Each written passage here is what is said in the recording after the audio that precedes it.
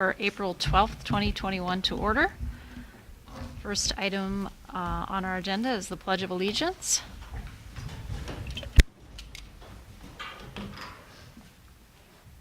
I pledge allegiance to the flag of the United States of America and to the republic for which it stands, one nation, under God, indivisible, with liberty and justice for all.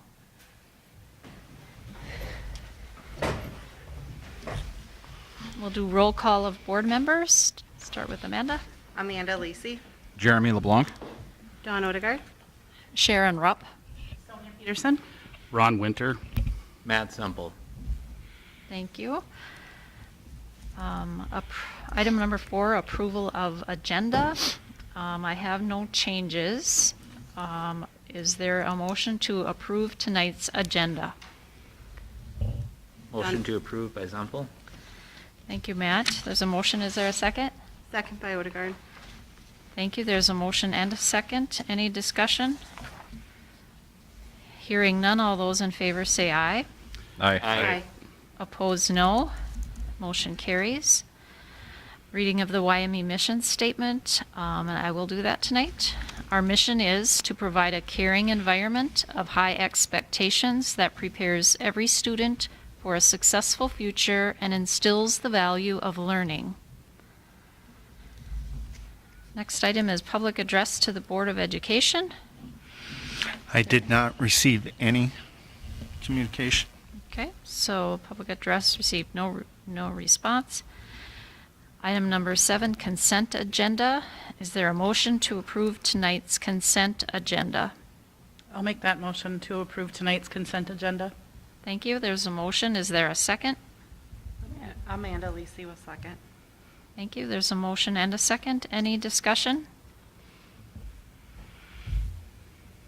Hearing none, all those in favor say aye. Aye. Opposed, no. Motion carries. Then we're on to reports. We'll start with Mr. Luff with the Wyoming Middle School, High School Board Report.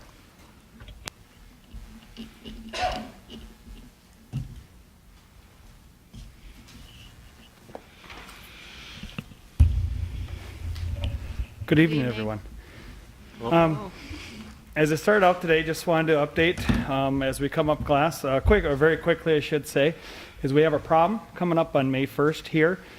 Our drive up will be at 4 p.m. Right now, we are planning to having our prom due to weather, as we all are impending snow maybe tomorrow, to be outdoors. And then also with the Grand March starting at 5 o'clock. We do have a contingent plan right now to look at if there is weather issue to possibly move it into the gymnasium area. I've been working with Superintendent Schneider and also Tammy Eisfeld, who is our prom advisor, to make sure that we meet the capacity needs in our gymnasium area. As of right now, we have 94 students signed up. As you know, the school this year is working closely with the parents. Our responsibility this year will be the drive up and the Grand March.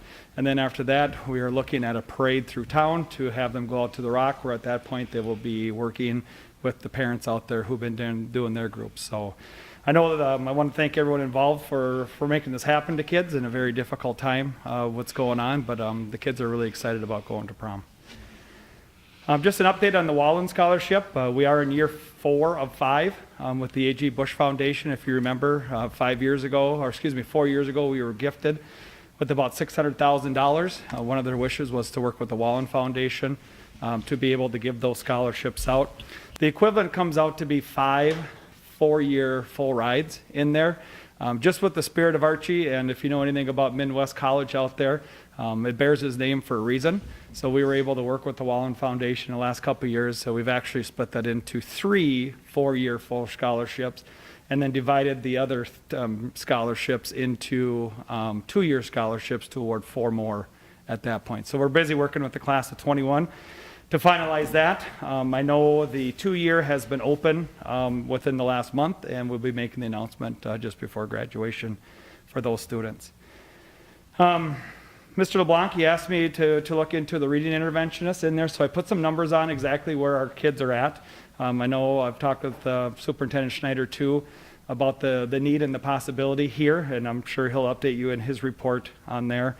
What I did is I took the number of our students, and this is only one indicator of the report.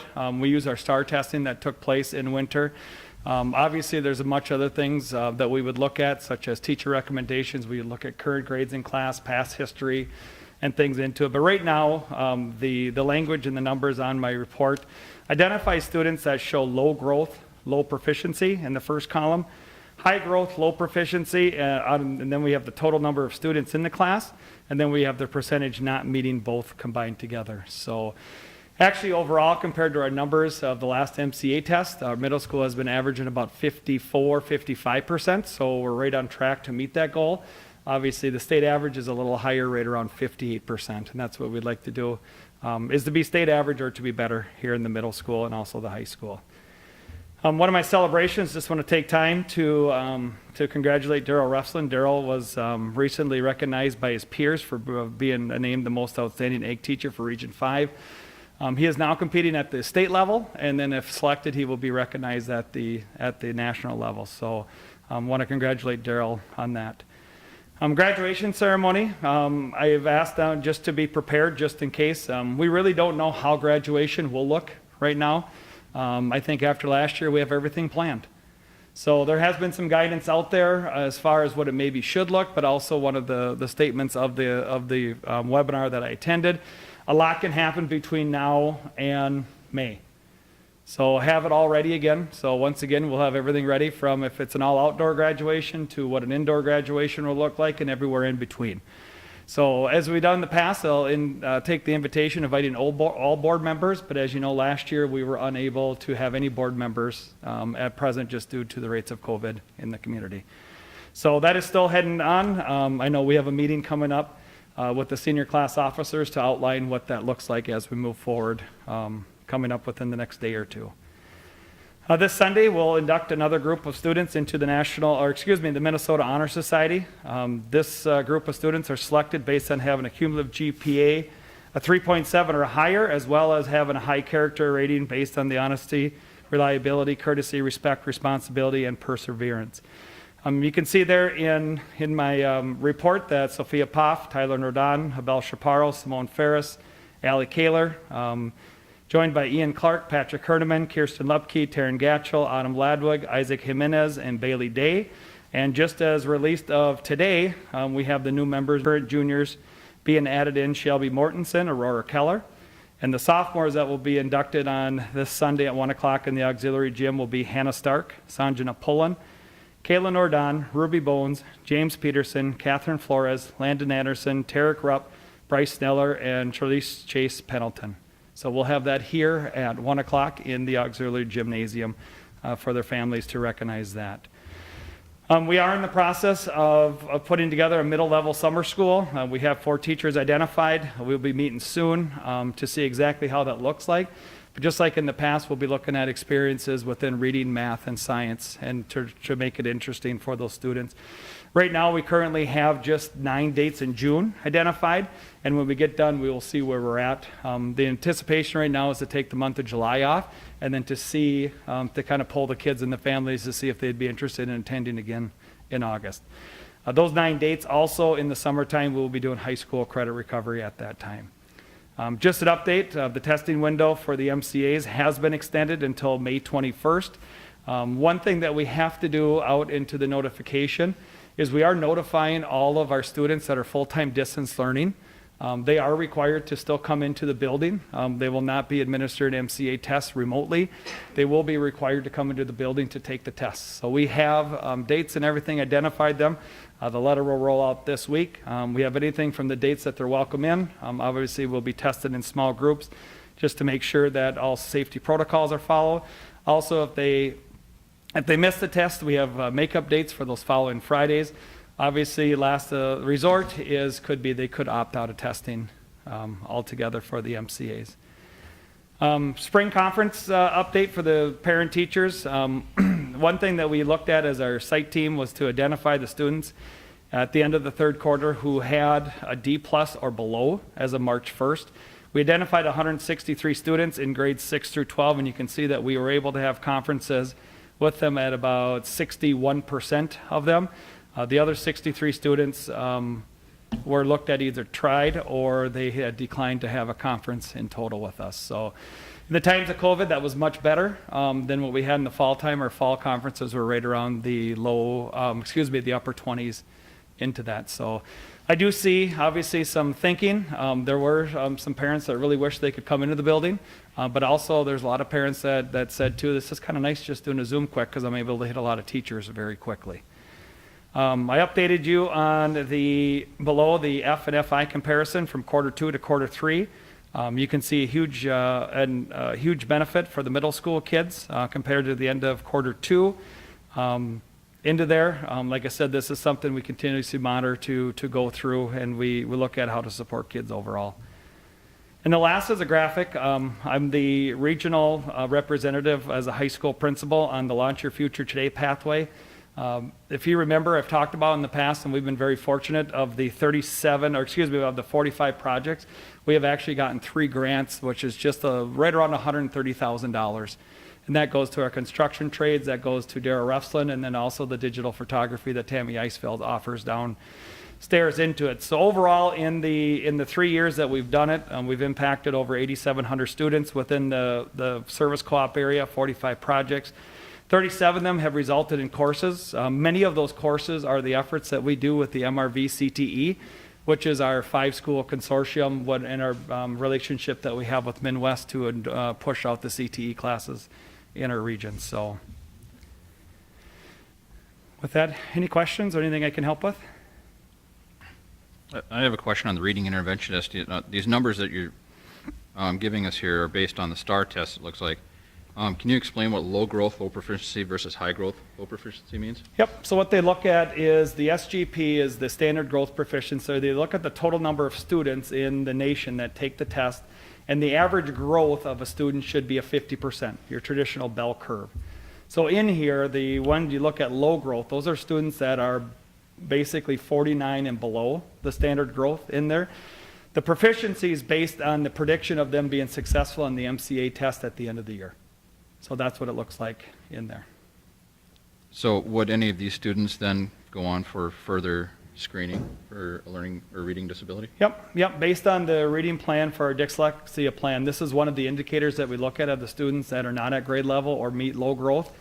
We do have a chart in there of the next steps that we have to take to continue to look at. Just as Mrs. Hansen had talked about earlier previously, as we got into our literacy plan this year, we identified students early.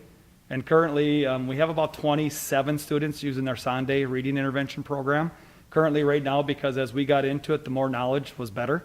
But obviously, right now, due to the limitations of using special ed fund, those are only geared towards our special ed students. So we are noticing some tendencies in gen ed, so we have to be creative to try to find ways. Right now, we're trying to carve out time within the classroom by doing differentiating groups or ability groups in the classroom. But in there is the amount of attention we need is not enough into it. Also, as you know, too, part of the world's best workforce really looks at the read well by 3rd grade. And the research really shows is those first 4 years are very important for the development of a kid and to be proficient at that. Really, the amount of growth that comes after 3rd grade is very small compared to the amounts of gains that are made within those first years. So we are seeing some gains into it, and like I said, we want to help kids in the grand scheme of it. As far as having an exact prediction of how it ends up in the end, it would be just a pure guess. So, okay. Based on that information, I think my original question is with the current staff workload that we have, adding this additional work, do we have enough pieces in our staff to be able to cover that efficiently and do what we need to be doing? You're talking current staffing levels? Yes. Not right now, we do not. So right now, all of the teachers into it, with the number of sections we have, every teacher that is assigned a section, so right now we have 2 teachers that are full-time at 6 sections. Mr. Schulte, by taking over the success coach, was out of 3 sections into there. He still teaches 3. And then next year, the anticipation is Mrs. Hins, or the 6th grade spot, teaching 2 sections. So basically on the needs of it, every staff member is still full next year. So we've tried to look at it, but we have no wiggle room to be able to do it with the current staff. So to be able to address this need, we need to add staff to make that happen. Correct. Okay. Yep. And just for your insight to the Finance Committee, we'll take a look at that. I kind of wanted to see exactly what we were going to get for guidance on the ESSER $2. Okay. So I want to talk about it a little bit more in depth at that point. Yep. I'm just trying to understand where we might need to be going or what we might need to be looking at. Yeah. Good question. Any other questions for Mr. Luft? Okay. All right, thank you. Thank you very much. Thank you. Next, we have Mrs. Hanson with the Burt Rady Elementary report.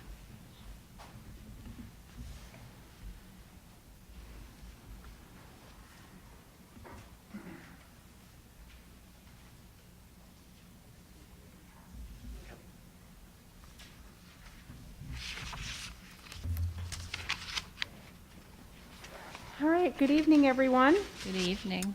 Getting started with my report, distance learning at Burt Rady. Just wanted to bring you up to speed. We currently have 8 students at Burt Rady that are full-time distance learners. And for reference, we had more than 40 at the beginning of the year. The photos that are coming around right now are just some snapshots. We started a new program last Friday. We call it Burt's Club. And it is Friday afternoons. It occurs after we dismiss at 12:30.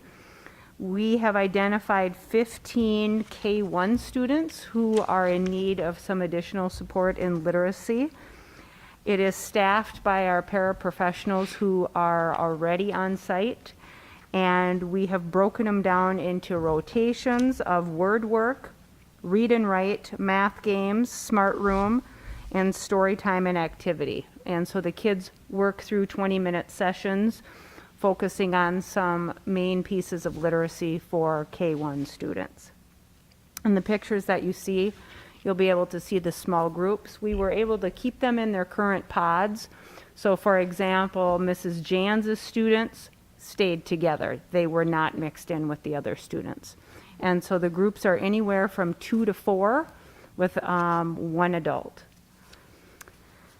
This Friday is our career day at Burt Rady. We did this a few years ago and, had planned on it last year, and obviously with COVID we had to cancel it, but that is coming up on Friday.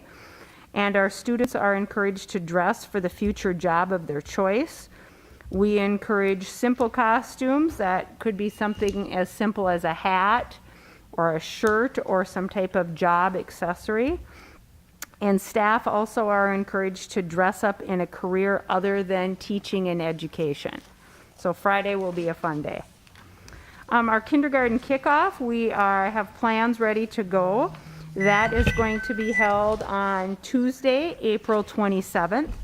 And again, doing it a little bit different because of COVID, but we broke down all of our families into 30-minute times, and they are able to come in.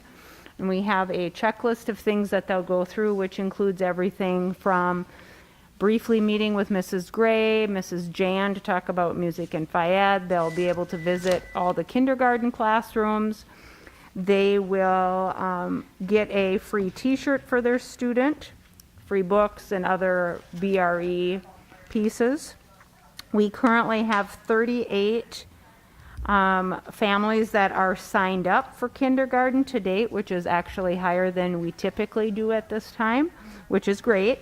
And 32 of those 38 are already registered for kickoff. We are in the midst of planning our reading intervention program, which will be our second year of doing this a little bit different. And basically what it comes down to is it's a tier 2 or 3 intervention, which the ratio is typically 1 to 2 or 1 to 1 with our students. And again, those are current K1 students that need assistance in literacy. Last year we had tremendous growth with our students that participated, and we're duplicating that again this year. Students that are participating in that will have 9 hours of tier 2 or 3 interventions in June and 6 hours in August. Preschool screening, after a couple cancellations, we were finally able to have that last week. It was held, actually, it was almost a couple weeks now, but it was held on March 29th, 30th, and 31st at the KCC. We had 5 Burt Rainey staff that were there for 3 days from 8 to 5:30. In addition to the Burt Rainey staff, we also had Countryside Public Health is involved and Head Start. And kudos to my staff of 5 who put on a tremendous screening. It is organized, welcoming, the environment's calm. I was over there, and it was just fun to see all the little kids come in, and they're excited to be coming to school. We had 50 students that were scheduled to be screened. 49 showed up, which according to Keisha Lawaji, our early childhood coordinator, that is probably the only time we've ever had just one no-show. So we had a tremendous response to that. One of the things about screening to keep in mind is screening is important for our students' early development, and it will assist families to make sure their child is following developmental milestones. And it is very typical during screening that we identify students who are in need of an evaluation, and that was the case as well this year.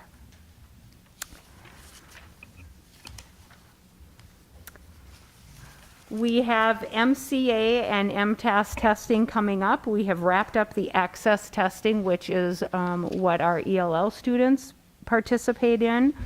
At Burt Rainey, our first round of testing will be 5th grade science, and that will be starting next week, followed by math and reading for 3rd, 4th, and 5th grade. The final date for testing is May 21st. But we hope to wrap it up the week before in case of absences, quarantined, and so forth. I included a graphic, actually I included a couple. You'll see our kindergarten kickoff one that you'll see out on social media. You'll also see a copy of our Down on the Farm Family Fun Pack that Angie Jans is organizing. We've been trying to do one of those pretty much every month. And as of let's see, actually today I believe we had 20 signed up, and distribution was also today. Upcoming events at Burt Rainey, we have our guided writing training that will be available to all pre-K-12 teachers on 4/21, and Burt Rainey Fun Day is scheduled with lots of COVID protocols. We're able to have that in place because our students will still be in their pods. And so the kids are excited. They've been earning the inflatables, and they get to see the pictures of those as they earn them. Questions for me? Lisa, I have a question about Birds Club. Yes. You mentioned that, how long do the students stay in the afternoon? And then is there been any concerns about transportation getting them home?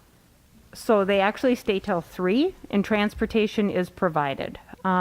I think out of the 15, I believe I had 2 that did not want school transportation, and so a family member picked them up. But otherwise, transportation is provided. So it's pretty much for those kiddos, they're here for the entire afternoon until regular dismissal. Okay, thanks. Anything else? Okay, thank you. Okay. Thank you, Mrs. Hanson. Next, we'll have our district report with Mr. Schneider. So as I've been communicating with you folks, we heard the final amount for our ESSER 2 allocation. It actually went up compared to what I was probably telling you in February. So we're at about $601,325 and some odd cents that we have to use there. Now the intent of that is to offset some of our declining enrollment, but also to offset some of the declines that we're seeing in learning as a result of the pandemic. So we'll talk about some of the uses we have for that or within our finance committee, And then I'm going to turn around and have a Buildings and Grounds Committee meeting based upon what we discuss in that Finance Committee. The two need to go hand in hand a little bit there. We do have some big wish items that can also help offset some of the things that we're afraid of. And some of that was the cost of some of our technology and et cetera. So we can use that to help offset that. We did need to go forward, so even though I want you folks involved in some of those discussions, we needed to go forward with some things in terms of planning.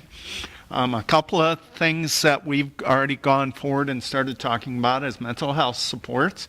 So I met with the social workers today, and we talked about how we can use some of those ESSER dollars to help them make connections throughout the summer, and try and either reestablish or strengthen some of the weaker areas that we have. So we're trying to address that.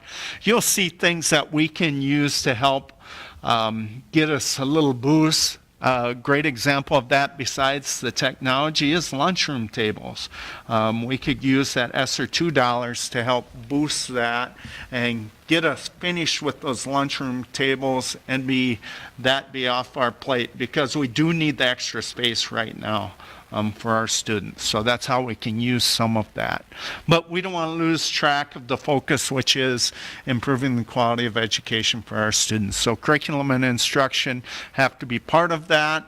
And so I do have some ideas, both in terms of how to spend it on improving some areas. Summer school is one thing. Stacy Hins is going to really play a huge part in our summer school program, especially at BRE.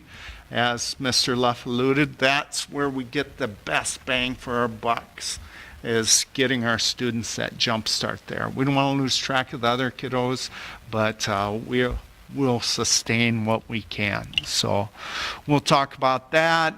ESSER $3, I saw a preliminary number on that today. I don't know if I dare throw that number out there, but roughly 3 times what we got in ESSER 2 would be available in ESSER $3. It is very early to say. Remember, 20% of that money must be used to help with learning loss. And so the summer school will be a great example of that. And also the use of our social workers during that time can also be used in trying to help with that learning loss. Maintaining connections really is what the social workers will do. So Clark Field pool, all right. 3 years ago I inherited a pool from Clark, but it has started to deteriorate. The sidewall is starting to bow. So I've been in communication with Chris Webb from Clarkfield. He's the city manager over there. I did get a couple updates since Friday. They have a quote to repair the pool deck, which is $13,500. That does not repair the bowing sidewall. Countryside Public Health said the way it's either leaking or appears, it will be able to be open this summer. That $13,500 may or may not be just a quick fix. We don't know. They can't get anybody in to assess the pool. They've been trying, according to Chris, and it's hard to get anybody to commit to that. They also need a new pool vacuum. That's $3,000, but that's really kind of just the operating. They were going to need a pool vacuum. Those things don't last forever anyway. So roughly to get things going for them this year is $16,500. Now, just as a refresher, remember that we levy the former patrons of the Clarkfield School District, but we're the ones that control that levy. All right, so that's why we're playing a bigger part in it. I think Chris understands that we no longer want control of that pool. We don't want to be a party to that. I'm not trying to cut the legs out from under the city of Clarkfield or their community or anything like that, but it puts us in a tough spot. Do we have full control to say no, or do we just continue to levy when it's not economically feasible to repair that pool? That's what I want to know. Last year threw a little wrench in things. It's tough. It's an older pool. It's not going to last forever. So they're going to push the legislature and their city attorney to see if they can separate from the school district. The dilemma is quite obvious in my mind, and that's the tax base and how that burden would be passed on. The city of Clarkfield has had some tough luck here lately with the school, which was dilapidated and needed to be taken down. That was passed on, the expense of that was passed on to their taxpayers because we no longer own the pool, right? Or the school, not the pool. And on top of that, they've had some major infrastructure things that needed to be addressed, as any city does. Well, all those things came together, and that's a big burden on them. So if you pass the cost of replacing a pool along to their tax base, that's going to be a significant hit in their property taxes. Every small town struggles with this. It's a challenge. The communities I've been in, it was a challenge there too. A pool does not make money. Not intended to make money, but it's not intended to be super expensive for low usage. So you need a lot of usage to get it so that it's warranted. Questions about the Clarkfield pool? Has Chris talked to anybody in Clarkfield to know what the feelings are in Clarkfield? Well, he's working with his city council, and really Okay. that's, I think, his best avenue is to continue to work with the city council. Sure. You look at a city such as Clarkfield without a pool, that's a major amenity for young families. I mean, to be able to tell your kiddo, hop on the bike and head down to the pool, Yeah. that's huge. We have one. We have that available to us, and it's hard to see that disappear in a small town. Absolutely. Yeah. So, Okay. building reconstruction update. A week from today, they will start the asbestos removal process. So that will be offline from our music people. So that's a little bit early, but we needed that to meet some other timelines. If I had to give somewhere, I was willing to give in May, not in September. I want it ready September 1st, and they're going to get tired of me saying that, but I intend to hold their feet to the fire on that.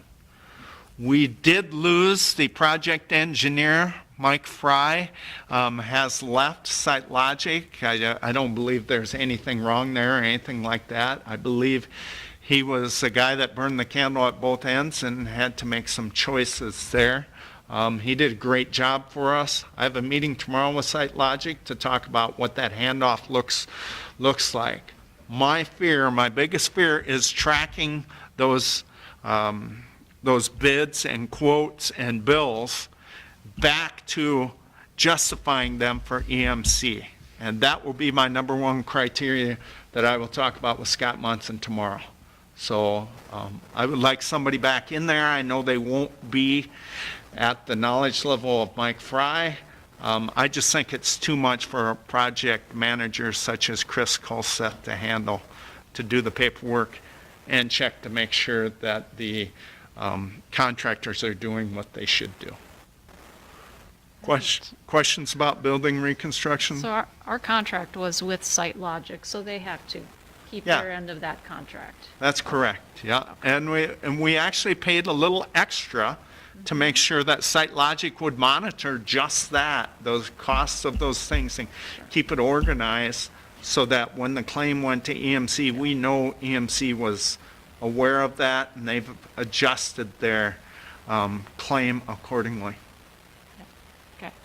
Rich, could you talk about how is the asbestos removal going to be going with students in the building? Like, how are we protecting the kids? How are they doing all that? I know they're professionals and stuff, but I guess I'd like to know a little bit about. So what they do is they will put up this poly around all the doors, And so then there will be no access. So our students will get their music. I think, Mr. Luff, you have a meeting with music and the PE, because that's really our only other space we can use. And the weather's not very cooperative right now either. So They're we'll gonna- get the students out of there. The poly will be put up with no student access, vents piping out the back door for that. That was one of my concerns too. So they'll have that sealed up. They actually have to create a wash station up there. So that wash station, we're probably going to have a garden hose running across the hallway, which is a little bit of a trip hazard, but that's what we have to do to make sure. Because they have to decontaminate after they're done working with it. So, and all the material will enter into a closed dumpster, covered dumpster. So it'll be double bagged or triple bagged, and then it's put into these, looks like a big barrel, and then the barrels go out into those dumpsters. Thank you. Yeah, great question. We do want our parents and families to feel that their safety is primary here, but it'll be all sealed off. Okay. I've met with them several times on that, and I meet with Chris again tomorrow to talk a couple more details of it. Thank you. So is the auditorium then completely unusable for classes after they start this work? No. So once we get the asbestos out of there, we'll open it back up. I've asked Chris, another question I have for him tomorrow, how can we push back that scaffolding building? Because in the timeline, if you remember back, you probably saw it, they got a month, I believe it was, to construct. He doesn't think it's going to take him a month, so I asked, well, can we get that on the front end so I can have 2 more weeks for my band and choir people back in that space? That's what I would like. We'll see. It kind of, if I said May 1st or May 3rd, I guess it is, if I said that, I got to give it up so they make that September 1st deadline. All right. COVID-19 updates. Unfortunately, I don't have good news here. Yellow Medicine County is starting to see a little spike. But I can tell you, and thank you, Jeremy, he kind of mines out that zip code. The high peaks we're in Canby. The next area around here that's really concerning is Renville County. We are starting to see they're starting to bounce back up. In fact, their daily case rate's the highest it's been in probably 2.5, 3 months. Yep. So Renville County's seeing a little of that. It's spreading. The thing working in our favor is we have many of our staff are vaccinated, so they would not have to then quarantine based upon that. So that would work to our advantage, but that doesn't mean that we wouldn't still quarantine students. If you've been listening to it, sounds like the one vaccine is available to students 16 years and older. That's the Pfizer. The Moderna is only good for students 18 and older.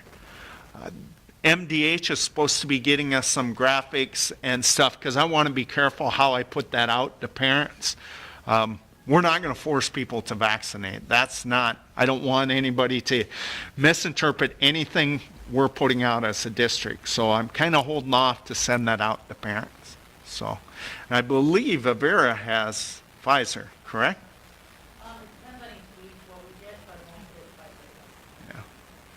Johnson & Johnson, the Janus, I guess it's called, vaccine, is good for youth, but we don't have enough of that it will come out to us. I'm guessing if we get that will be an August type of thing. Because right now, the state of Minnesota has said their priority will be prisons with that because it's a single dose.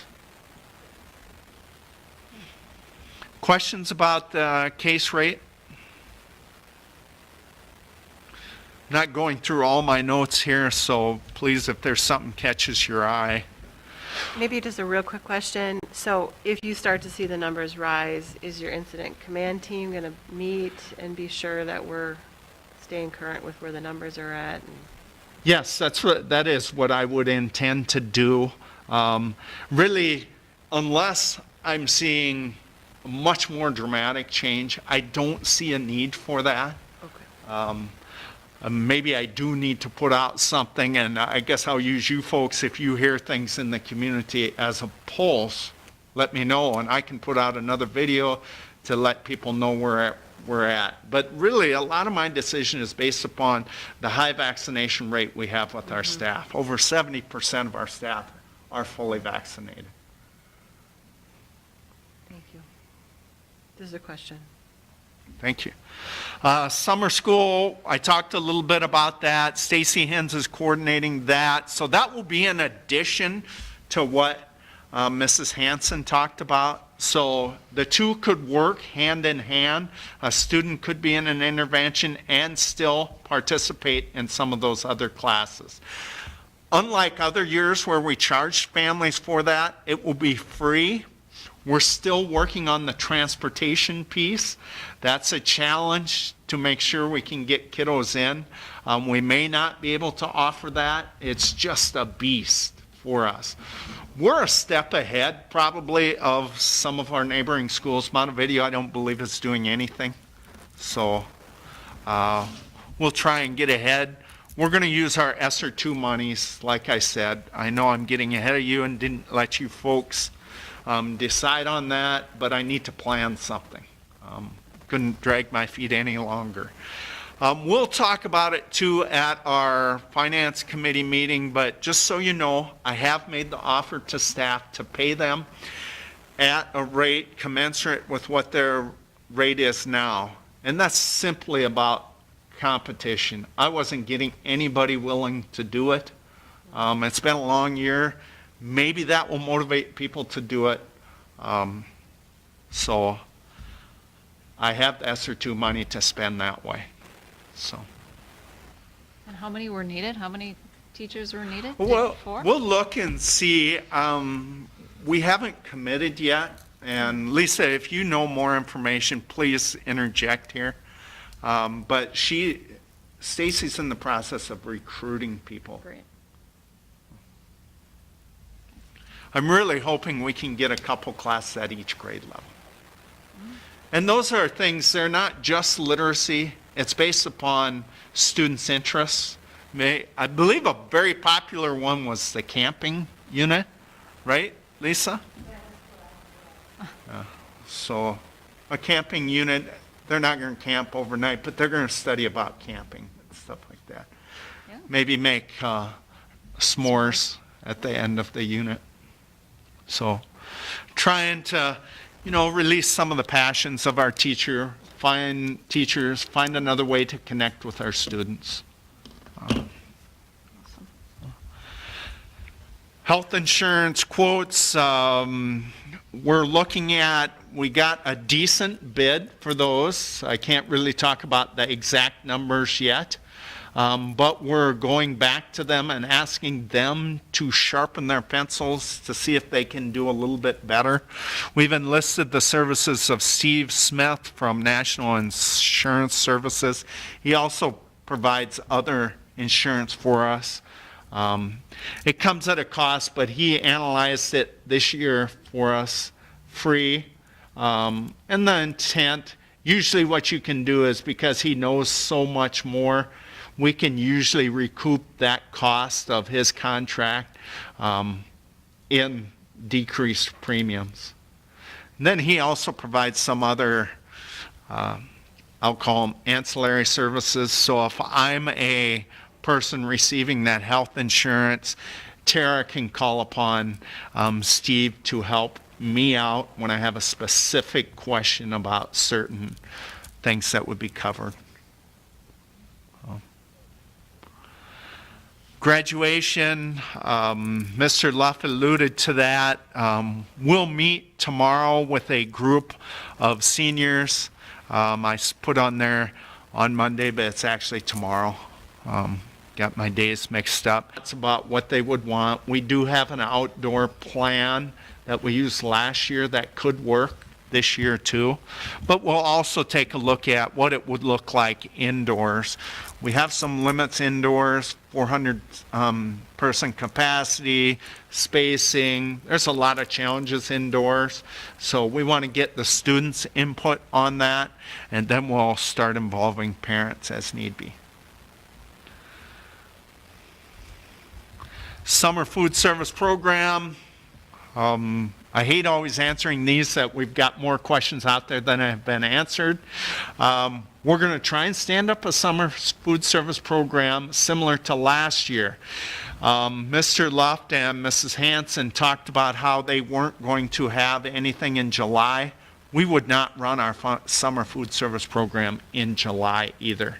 Just simply, I'm going to have a hard time getting it staffed the way it is. So we would run that in June and August to the best of our ability.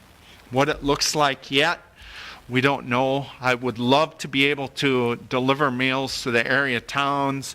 Obviously, we would have something here no matter what, but Clarkfield, Henley Falls, and then possibly a site up at Upper Sioux Community. Music concerts, Tim Knapper, Ryan Luft, and the music teachers are meeting, looking at the protocols they will have to follow for a COVID-19 concert.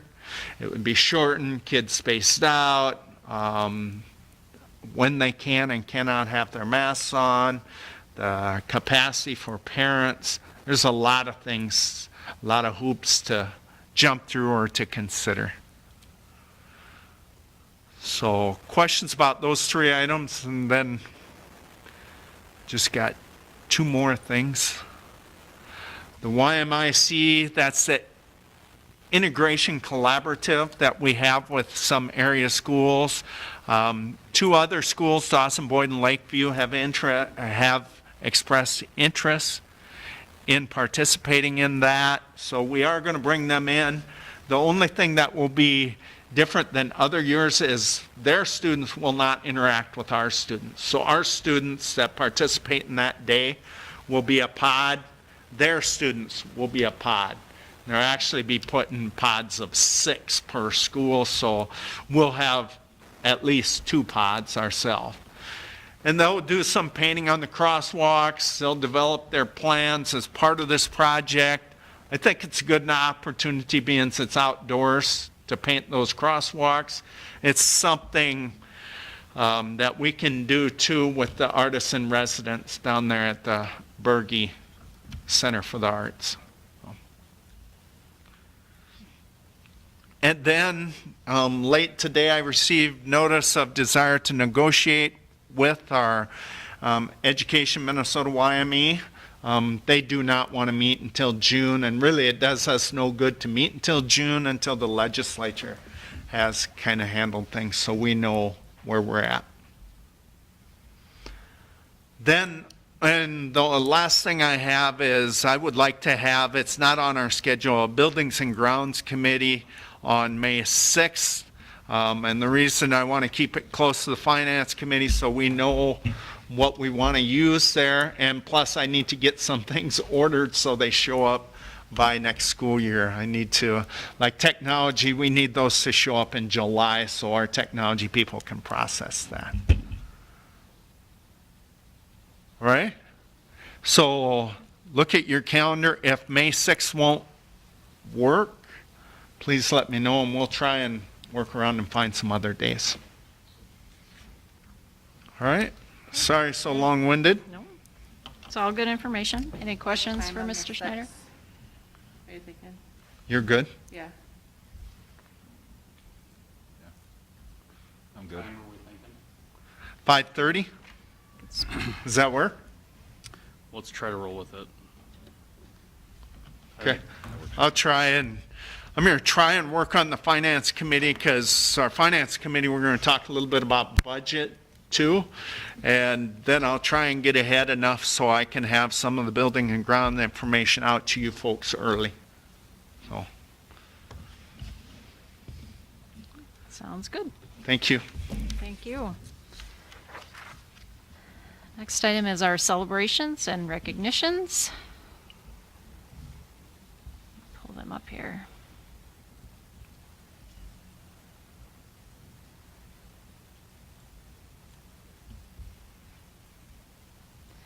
So at Burt Rainey Elementary, thank you to Christina Blackwelder and Tricia Rosenau for their willingness to partner and collaborate together in providing quality and effective distance learning to some of our BRE students.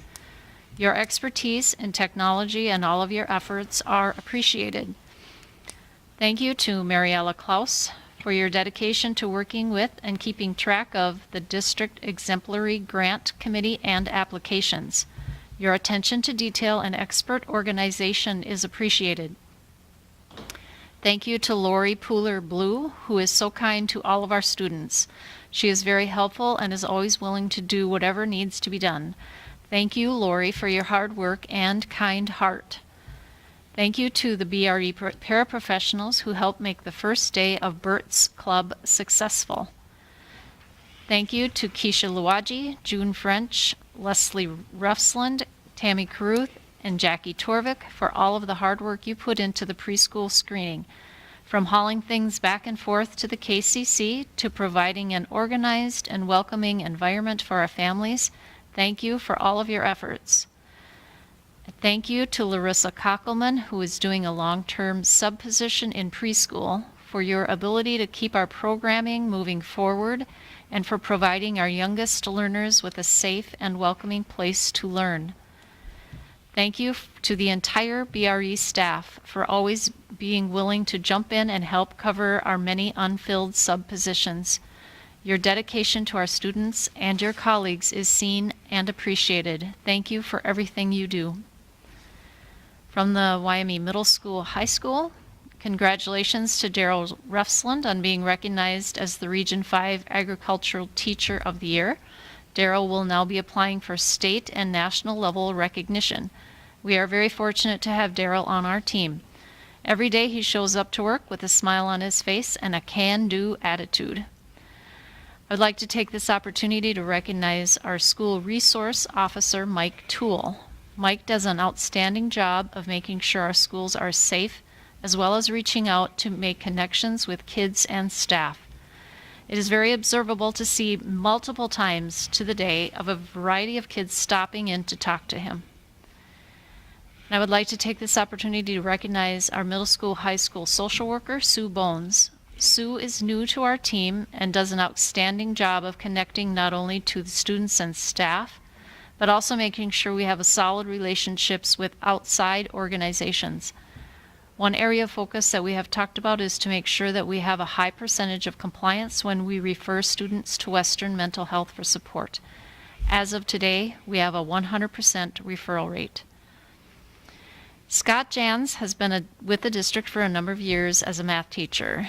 Scott is very popular with the students while making sure they continue to strive for growth in math.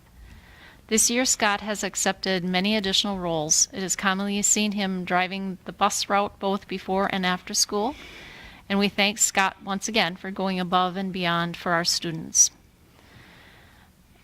And on a district note, special thank you to Cindy Lowe for her many years of dedicated service to the students of Wyoming and all of the MVCC schools. Cindy has worked tirelessly for our special education students, looking out for them as individuals first and foremost, in an effort to improve the quality of their lives and education and the lives of their families. She has been in special education for 37 years, with 35 years with MVCC and 22 years as the director. And Cindy, enjoy your retirement. Okay. Next is committee reports. Building and Grounds Committees met on March 16th. You want to update on that? Yeah, we met on March 16th. We had a presentation from a representative of the Garland Company, talk about their roofing company, and they gave us a presentation on their style and type of roof for our building. I think the consensus of the group, and we get to compare that with another quote that we had from another company, and the consensus of the group was that the Garland Company proposal was a good product, and if our building was 40 or 50 years old, we may think about using their product because we may get a little more extended life out of it, but given the age of our building, and the current roof is approximately 30 years old, at the time that that roof expires, where will this building be? So I think we were looking at the extra cost for the Garland Company's roof wasn't worth the expense right now when we have so many other needs that we need to tackle. We spent some time looking at the playground equipment that is needing to be upgraded, and coming up with ideas on a plan on how we could do that. One of the questions was whether we could bond for some money to replace some playground equipment. And after research, Rich found out that we're currently maxing out our bonding ability from the HVAC project we did several years ago. So until those bonds are paid for, we don't have the ability to go that avenue to pay for a playground equipment. So kind of looking at some strategies that we could move forward with for that in the future based on what we learned in that meeting. We did tackle a bunch of different items on the list that we needed, some kitchen equipment items. We talked about replacing the track and the need for that, and that's a pretty urgent need.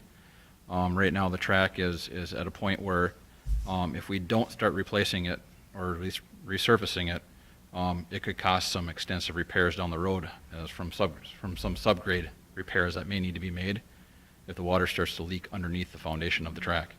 So some expense now, but saving a larger expense later if we do the track now to save that subgrade and foundation underneath.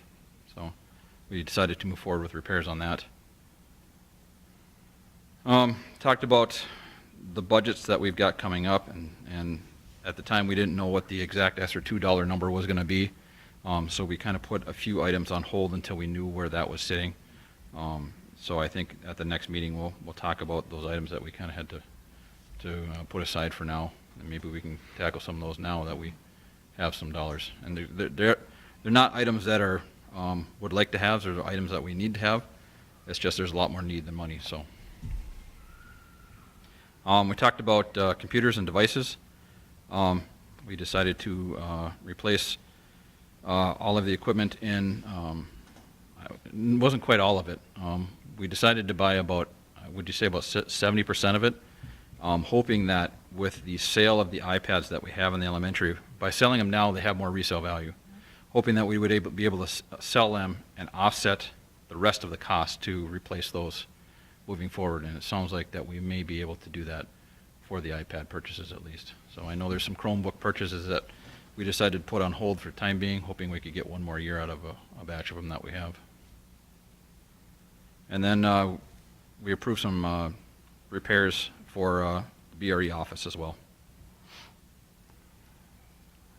Amanda or Ron, is there anything you can think of that we talked about I missed? Repairs in the BRE office? Yeah, they need Not some the ceiling, they need some no. flooring repairs Oh, and some flooring. window treatments and some doorways that need to be repaired. They also have some Okay. cabinetry that's.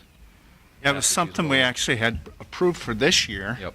But there was a little cost overrun, and we were having a hard time coming up with contractors willing to do it. That's kind of still the problem. Well, we're hoping to tackle it going forward, make some upgrades there. Okay. Any questions for buildings and grounds? No? Okay. Then negotiations committee with MSCA. We met March 23rd, right? Correct. And what we have decided is we did decide to go to pursue mediation. So we do have a date set for mediation, but they have submitted another proposal, and we'll talk about that proposal during our closed session. So that mediation may or may not be necessary, but we have that ready to go.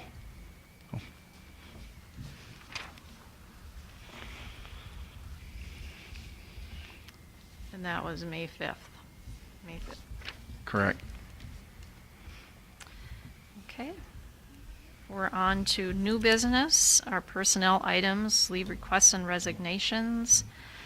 We have a resignation of junior high girls and boys basketball coach Jeff Lallam, resignation of junior high boys basketball coach Tim Knapper, resignation of head boys basketball coach Jake Suter, and resignation of assistant boys basketball coach Nate Dolliger. Is there a motion to approve those resignations? Motion by LeBlanc to approve those resignations. Thank you. There's a motion. Is there a second? Second by Zempel. Go ahead. Thank you, Matt.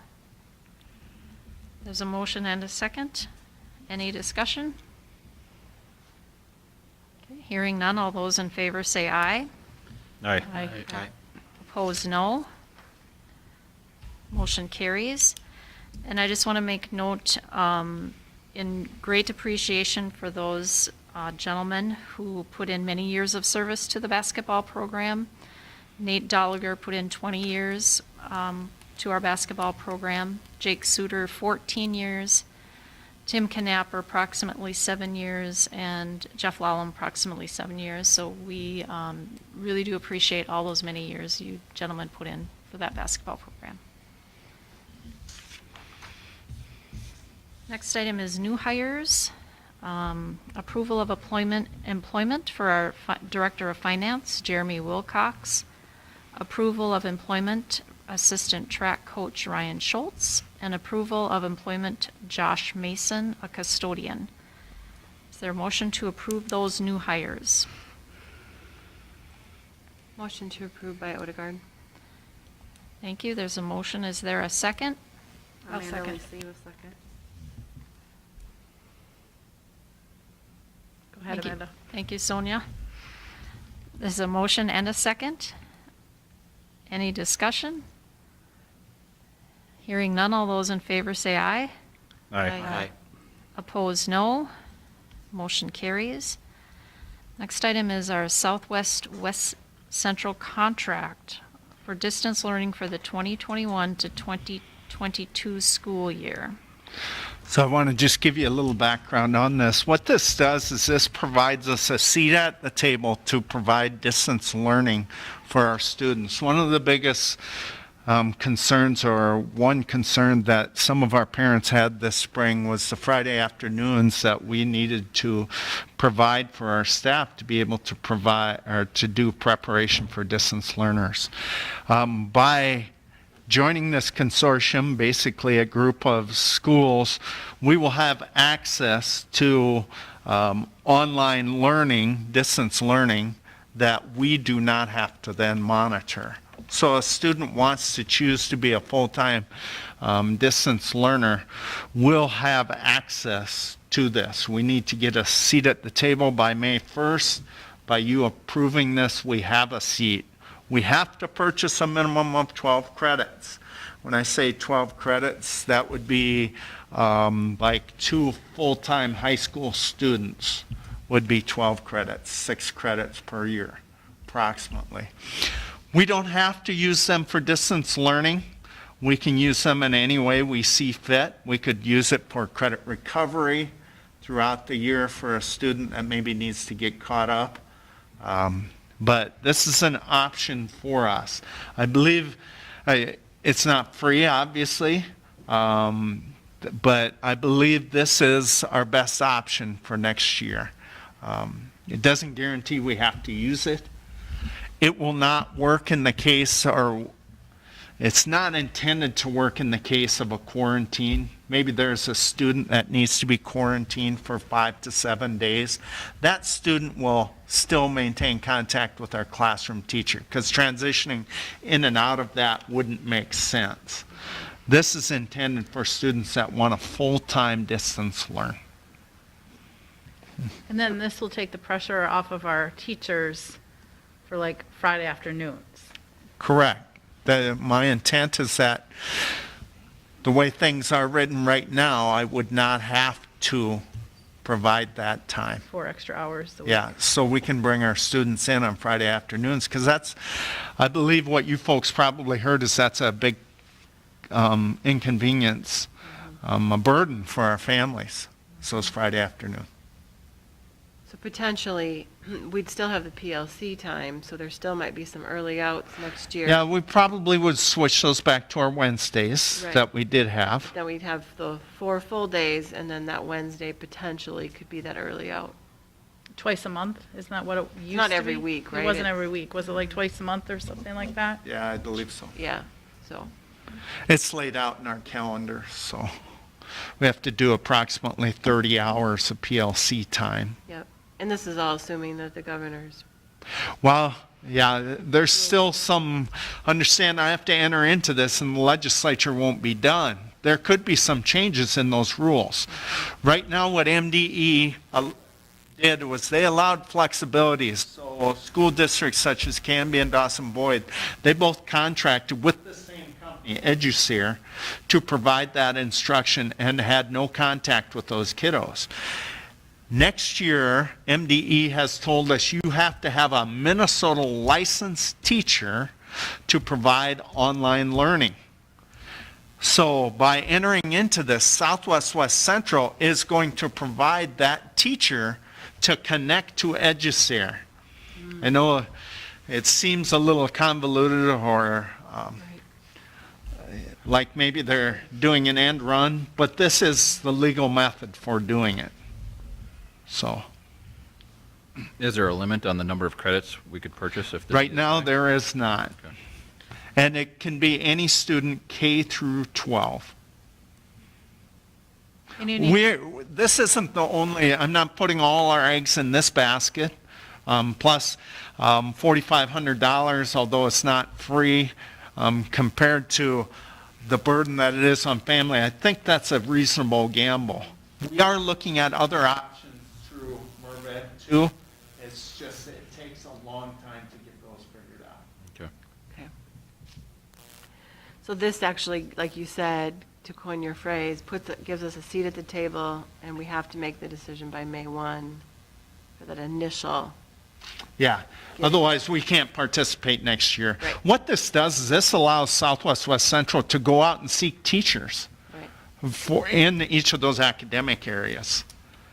so you need an action on this tonight. What's that? You need an action on this tonight, Yes. correct? Yep. And all I'm asking you for is to get approval that when we do purchase a credit, it will cost approximately $375.86 per credit. We have to sign up for a minimum of 12 of those credits with, if my math was right, is 45, 10, 32. Gotcha. And we can use ESSER 2 money for that expense. Correct. That's the And- intent of that ESSER too. That's a great use of it. And do we have a timeline when we would like families to let us know when they will do distance learning You know, yeah, next year? it would be great to do that. So we just have to do as much influencing as possible instead of.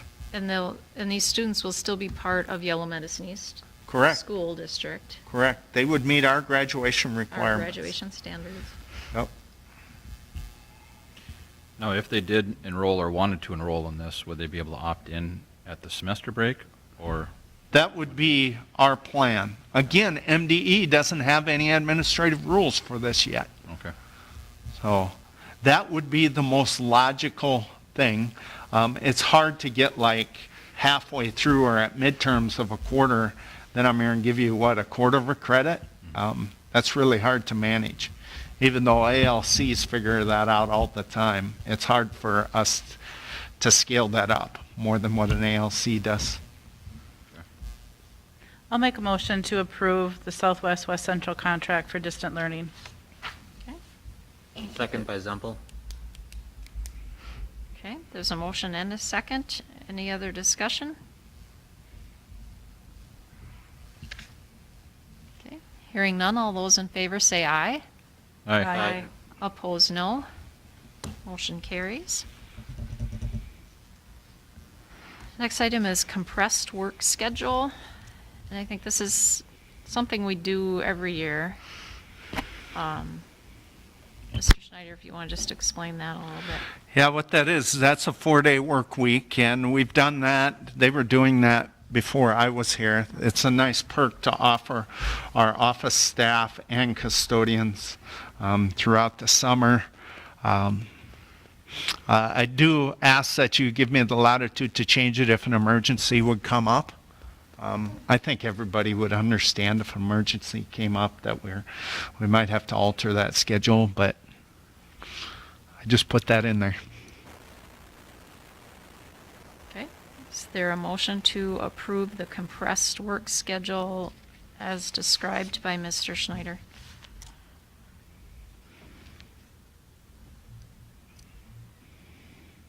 Don Odegaard will make the motion to approve the compressed work schedule as presented with giving the superintendent the authority to modify as needed due to emergency reasons.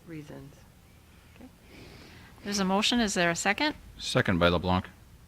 There's a motion and a second. Any other discussion or questions? Hearing none, all those in favor say aye. Aye. Aye.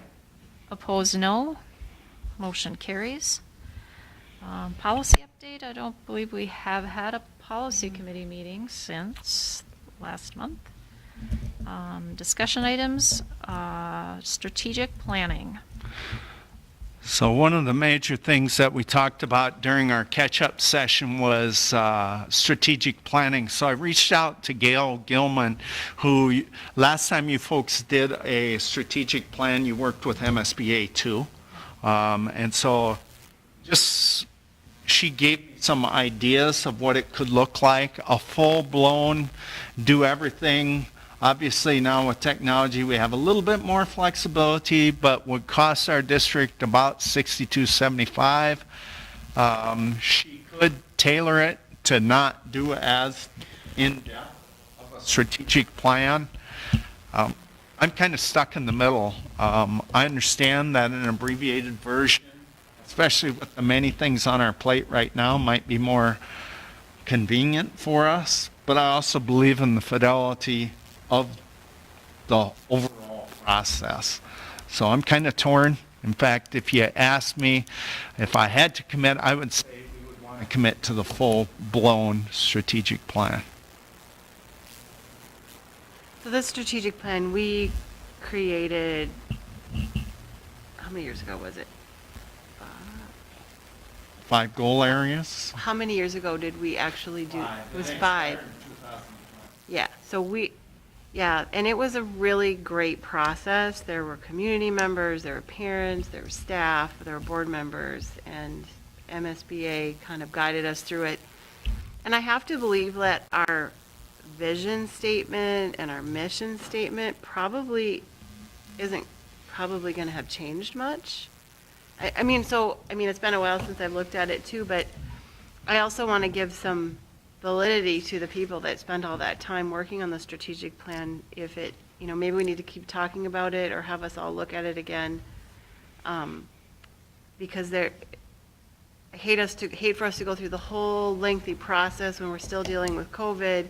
We were all in the old boardroom and we were at tables and it was very interactive, and I think this is important that we get this moving. And I don't know how big of a change we need to make. Maybe we need to look at it and tweak it, and before we decide, we have to go back to the drawing board, if that makes sense. And I don't know if anyone else was part of that. I think Amanda I was. was on it as a community member, parent. Ron and I were a part of it as well. Yeah, I think so. Yeah, I was too. So, I don't know, that's just kind of my initial thought, but I'm not saying no to either. I'm kind of like you, I can see both sides and curious. I guess I agree with what you said, Don, but I'm leaning more in favor of doing it from start to finish, the whole thing. Just because that was 5 years ago and our district has changed quite a bit in 5 years. That's true. So it would be nice to be able to have that input to hear what the community feels the needs are for our school now versus then, for moving forward for the next 5 years. So that would be why I would favor doing the entire process. That makes sense.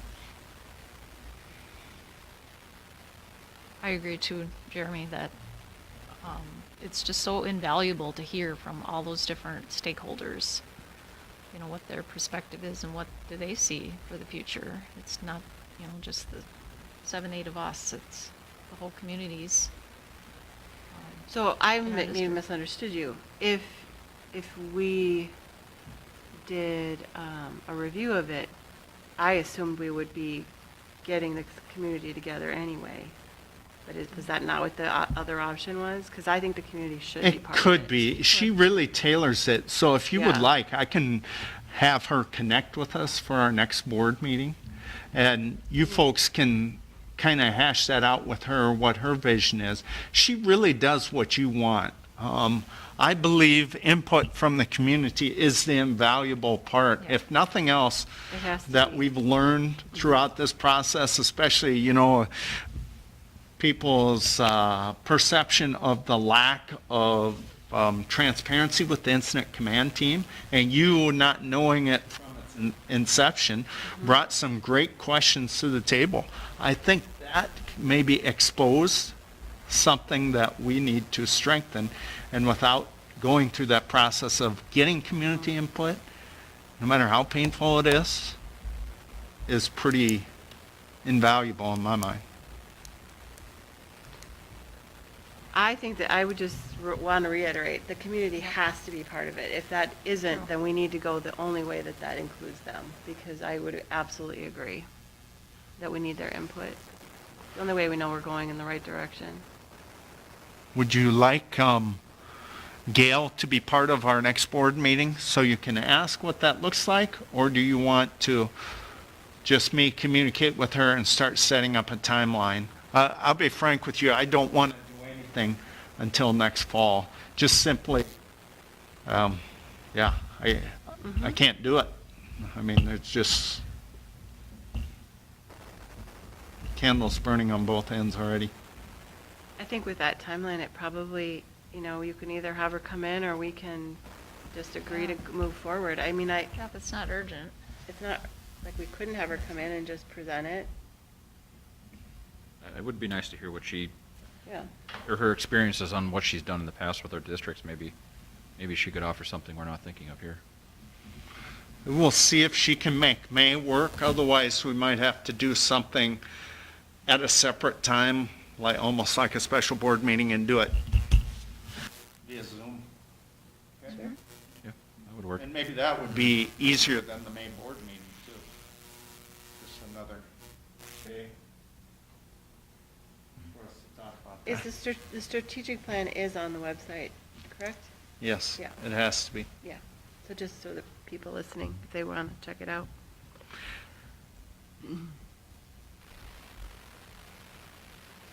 I will see if It's she quite a can process, yeah. either join us in May for our board meeting or set up another day that works for us, another evening. Yeah, we usually keep that fourth Monday Okay. available.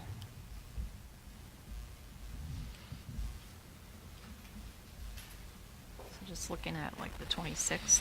You know, I think the question I would have for them is, how long is their presentation? I mean, if it's a 15, 20 minutes, here's what we can offer you, I don't think we need a special board meeting for that. I think Okay. we just throw it into the May board meeting. Yep. But if it is something where she thinks it's kind of more drawn out, then I'll defer to you, whatever you think is. Okay. Is there anything on the MSBA website that talks about? And that's kind of where I kind Where you went of gleaned with it? some of the stuff that I gave you there. Okay. And I talked to her for about 45 minutes one day about what she had for a vision, and then we talked about some of our unique things.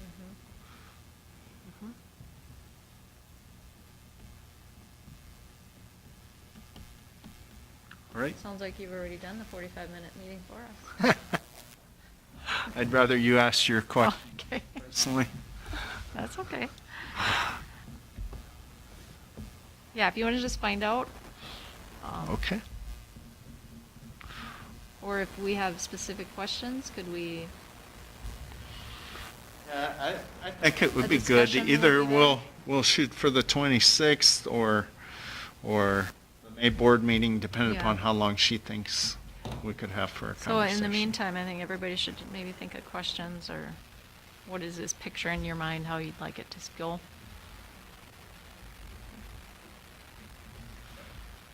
And just let us know. Okay. Okay. I did not see any correspondence on board book.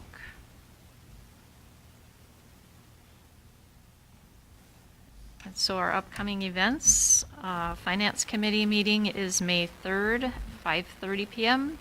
And is that Zoom? What would you folks prefer for the Finance Committee meeting? We were in person last time, weren't we? Boardroom? Weren't we? We're Zoom. No, there was Zoom. I don't think I've been to an in-person meeting besides our monthly board meetings. That's right, I think you're right. You comfortable with boardroom? Sure. Boardroom? Boardroom? It's fine. Okay. May 5th is set for mediation with MSCA. Next meeting of Buildings and Grounds Committee is May 6th at 5:30. And is that Zoom No, that's in person. person? Okay. Boardroom? Sure. Our next board meeting is May 10th at 6 PM. And Policy Committee meeting is May 17th at 5:30 in person. That would be great. Awesome. Okay, then at this time, I will close the session for purposes of discussing negotiation strategies. And there will be no other discussion or board work after that is completed. So, thank you very much.